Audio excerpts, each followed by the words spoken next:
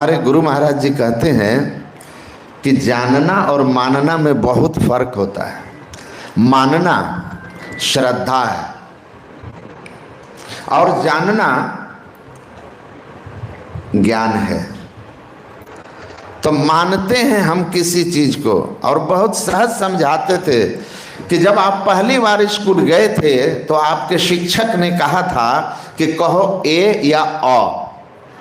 उस दिन आपने तर्क नहीं किया था कि अ क्यों, ए क्यों। उस दिन आपने अपने गुरु पर श्रद्धा करके उसको माना था और फिर गुरु के उपदेशानुकूल आप पढ़ते पढ़ते एक दिन विद्वान हो गए, ज्ञानी बन गए। उसी तरह श्रद्धा मानना होता है, लेकिन मान करके रह जाने से हमारा कार्य सिद्ध नहीं होता है। उसके आगे जानना होता है और जानने के लिए गुरु का ज्ञान लेकर के अंतर साधन करना होता है। और तब कहते हैं वो कि मैं ही जो अनुभव ज्ञान हो अनुमान क्या करे। वो कहते थे कि आप ना ना करते रहिएगा, मैं हाँ हाँ करते रहूँगा, और आप आकर के मेरे सामने हार जाइएगा। इसलिए हार जाइएगा कि जहाँ अनुभव का ज्ञान है वहाँ अनुमान कुछ काम नहीं करता है।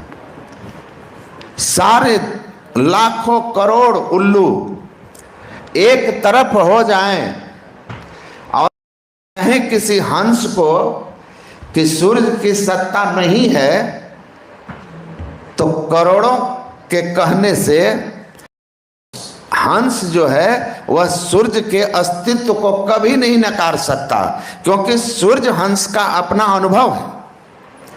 उसी तरह सारी दुनिया एक तरफ होकर भी कहे कि ईश्वर नहीं है, तब भी जो संत हैं कभी नहीं मान कि ईश्वर नहीं है, क्योंकि ईश्वर उन और जिनके अनुभव में ईश्वर हैं सारी कायनात एक तरफ होकर उनको झुकाना चाहे तो वो धर्म के पक्ष में इस तरह खड़े रहते हैं कि उनको कोई हिला नहीं सकता है।